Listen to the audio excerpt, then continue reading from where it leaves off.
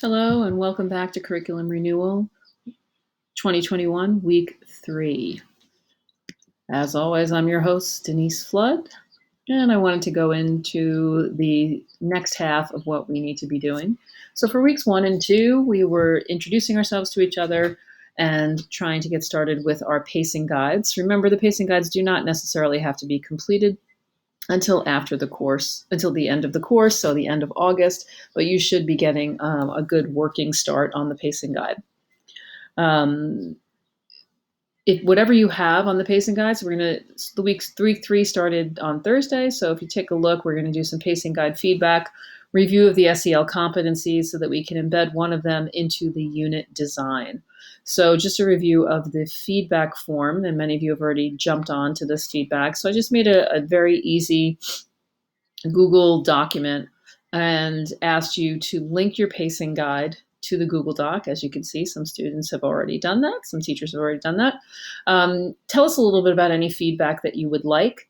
And then if you could choose 2 pacing guides to actually just review and then give some glows and grows. So, we see Cassie here. She's trying to rework everything and she's interested in rearranging units.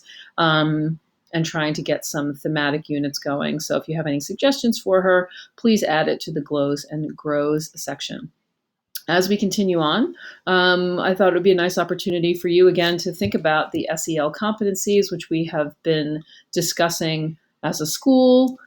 It's certainly something that's been tossed about as a term for a while. So if you could just take a look at them, I gave you one from the New York State.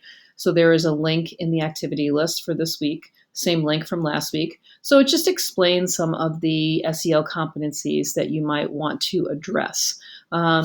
Again, you can just try to think of maybe one goal that you have for the year, that you want the students to develop self-awareness and self-management skills that are essential to success in school and life. Maybe it's just self-management skills, and then you really focus on that in this unit. How are you going to help teach and develop the self-management skills that are needed in your course and in this particular unit? So this just gives you some examples. It runs from grade level, from early elementary to late high school. So just gives you some suggestions as to how you might implement some of these goals, and it goes a little bit more deep into what some of the goals are. Another goal might be using social awareness and interpersonal skills to establish and maintain positive relationships. So maybe there's a way that you can embed that in your unit. So take some time to take a look at that and read through that. So those are the SEL competencies. And really the next half of the course is going to be focused on the unit designing, and you'll have plenty of time to work through this. The unit map here the unit comes from the map. So whatever you had on the map, you're going to pick one of those units. I like to suggest picking one of the first units because then you actually get a good head start of the year. So most of this work is already done in your curriculum pacing guide. The name of the unit, the course that you teach, the key knowledge and standards you've already done in your pacing guide, the skills, and then the essential questions are also in there. So the SEL competencies, so think about an SEL competency. Again, I feel like less is more in this situation. So think of an SEL competency that you think you could really address in this particular unit, and then try to embed that throughout. If it's thinking back to some of our Buck Institute project-based learning work, each unit usually has a fun or interesting entry event that kind of grabs the students' attention and draws them into the unit. And if you could just give us a little bit of more description of what the unit is all about and what you're trying to achieve there. The essential questions, again, you're going to pull that from the pacing guide. And then this is the information that's going to get a little bit more detailed. So tell us a little bit about the performance task that you are going to have the students complete.